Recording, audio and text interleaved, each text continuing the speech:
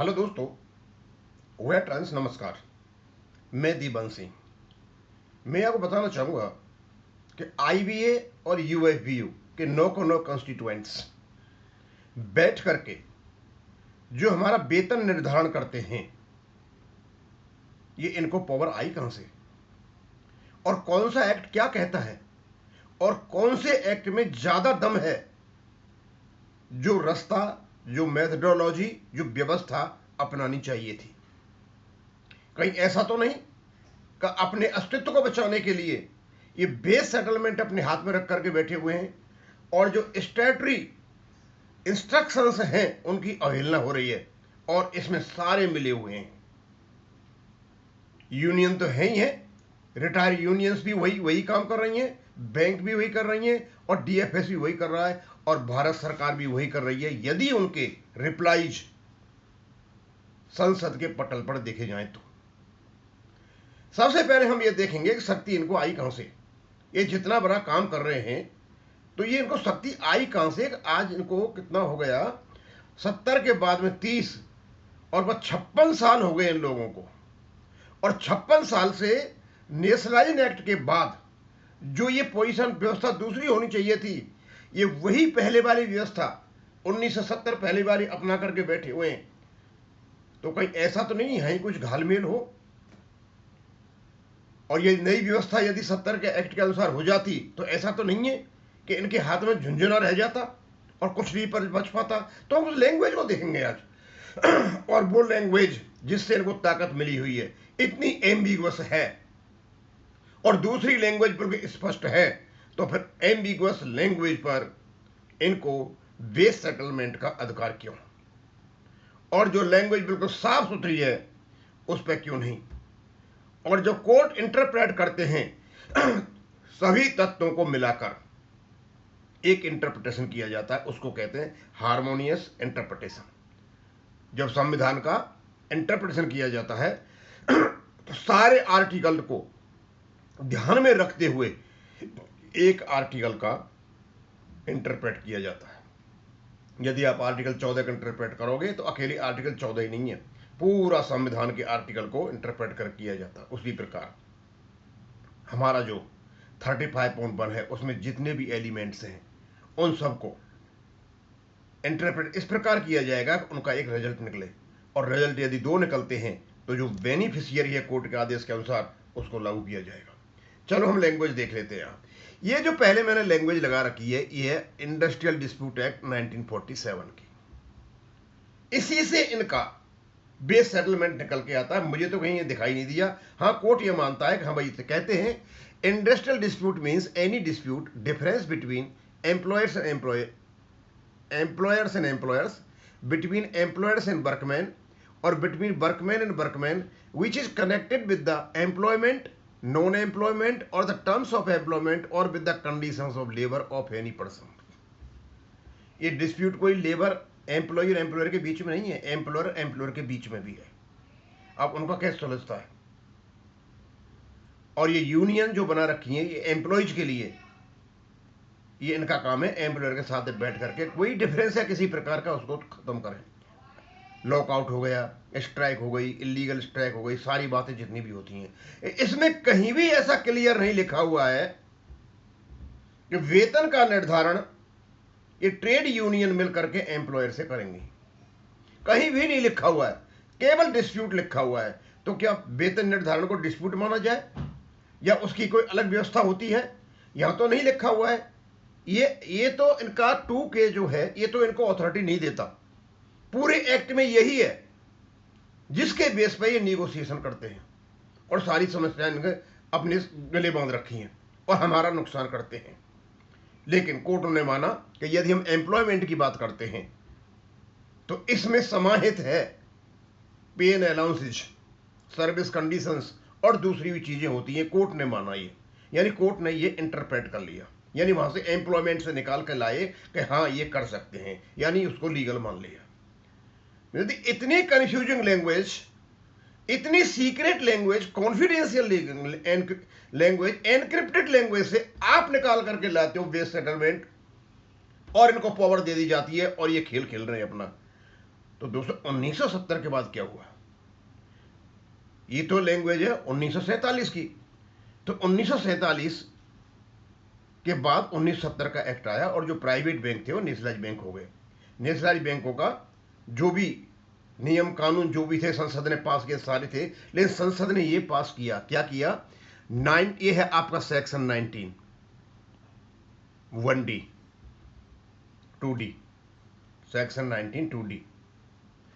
इसमें working employees कहते हैं the condition and limitation subject to which the corresponding new bank में appoint advisers. Corresponding new bank कहा गया उनको जो नेशनलाइज बैंक हो गई थी, प्राइवेट बैंकों से जो बैंक बने उनको करस्पॉन्डिंग बैंक कहा गया। आजकल इसको हम पब्लिक सेक्टर बैंक कहते हैं। इनके advisers, officers, other employ and fix their, और उनकी फिक्स देयर रेम्यूनरेशन।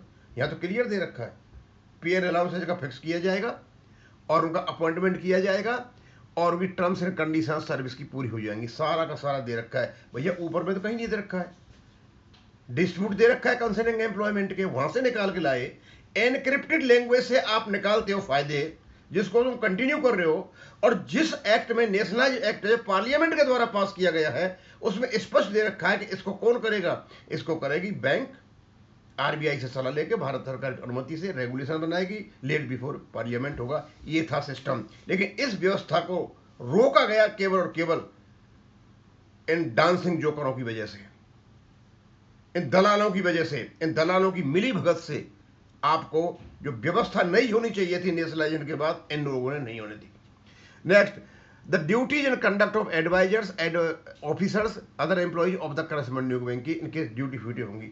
अब इसमें से इन्होंने यूज किया इसको ऑफिसर का रेगुलेशन बनाने के लिए, लेकिन उनके पे एंड अलाउंसेस छोड़ दिए गए ये पुराने ढर्रे पर, इंडस्ट्रियल डिस्प्यूट एक्ट पे, जो आजकल आपके आईबीए और ये यूनियन बनाकर ऑफिसर्स की यूनियन वगैरह बना करके जो बैठती हैं, जो कि इनका काम ही नहीं था। ये हुआ खेल। और उसके बाद आपकी ये बात करते हैं ना, हमने पेंशन लेकर के आए थे, पेंशन लेकर के आए थे, हमने ये किया था, हमने वो तीर मारा था। आपके 1970 के एक्ट में बड़ा स्पष्ट लिखा हुआ है, एस्टेब्लिशमेंट एंड मेंटेनेंस। आप स्थापना करोगे और उसकी मेंटेनेंस करोगे, superannuation, pension, provident fund, other funds for the benefit officer other employees of the corresponding bank. Corresponding bank के जो सुपर एन्युएशन, जो सारे पेंशन चले जाएंगे, उनके फंड, उनके प्रोविडेंट फंड, उनके पेंशन के सारे की व्यवस्था होगी। यानी ऑलरेडी पेंशन वर्ड था इसमें एक्ट में। ये कहते हैं ना, हम पेंशन लेकर के आए थे, हमने ये बड़े बड़े तीर मारे थे। केवल इस पेंशन को बदला गया सीपीएफ से, और कुछ नहीं किया इन लोगों ने।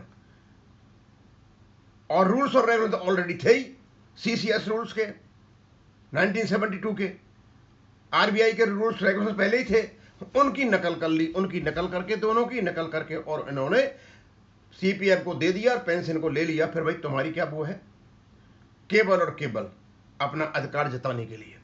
दोस्तों यहां बड़ा स्पष्ट लिखा हुआ है, इसमें बहुत स्पष्ट लिखा हुआ है कि पे एंड अलाउंसेस कैसे सेट होंगे। लेकिन ये पे एंड अलाउंसेस ऊपर वाली लैंग्वेज से कैसे कर रहे हैं सेट, ये समझ में नहीं आता। और इसके ही बेस पर ये जो आपका एक्ट है 1970, इसके बेस पर बना आपका 35.1। इसका मतलब पार्लियामेंट द्वारा पास किए गए एक्ट के आधार पर बना आपका रेगुलेशन। तो ये भी स्टैट्यूटरी रेगुलेशन है। जब एक बार रेगुलेशन बन गया, नोटिफाइड हो गया, इसमें जो अधिकार दे दिया गया है उस अधिकार को इंप्लीमेंट करना चाहिए था। लेकिन इन लोगों ने ये जो लैंग्वेज है, basic pension, additional pension, where applicable shall be updated as per, ये जबरदस्त लैंग्वेज है, और इस लैंग्वेज ने ही सारा पासा पलट दिया। Your arguments are irrelevant.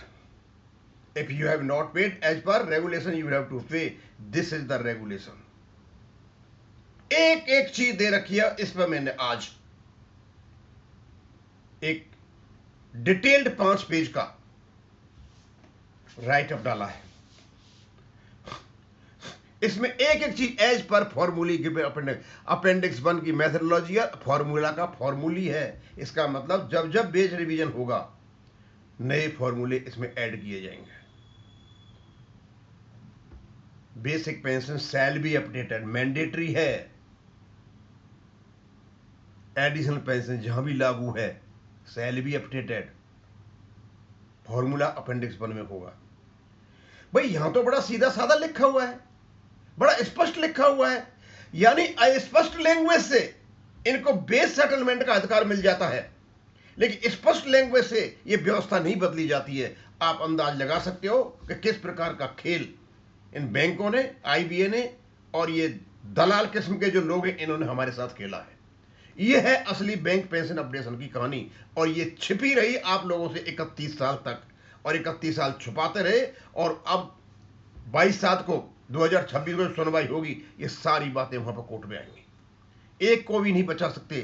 तीनों का कंपेयर कर लो आप, जिस तरीके से निगोशिएशन करके सेटलमेंट करते हैं उसमें कहीं भी इनको नहीं दे रखा है कि आप बेस सेटलमेंट करोगे, लेकिन क्योंकि झगड़े होते हैं, वेतन पर भी होते हैं, आपस में बैठ के सुलझाए जा सकते हैं, इनको एक कस्टमरी रास्ता मिल गया, और जब रास्ता मिल गया किसी ने चैलेंज किया तो कोर्ट ने यह माना कि हाँ इमोल्यूमेंट्स में ये है, इमोल्यूमेंट्स का मतलब पे एंड अलाउंस है, ये सेट कर सकते हैं, लेकिन वहां से निकाला गया, डायरेक्ट नहीं था, लेकिन यहां डायरेक्ट है।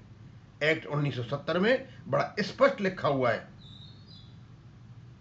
19(2)D एंड 19(2)F में, serving employees and retired employees, और इनके बेस पर 19 की बेस पर बना इनका आपका पेंशन का BPR 995, और इसकी जो लैंग्वेज है और जो आप 1970 की जो लैंग्वेज है, बड़ी स्पष्ट लैंग्वेज है, कोई भी किसी प्रकार का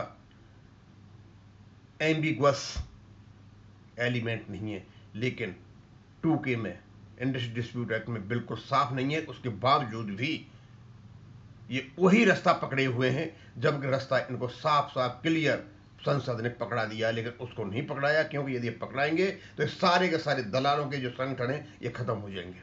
अब मैं यही खत्म करूंगा। थैंक यू, धन्यवाद।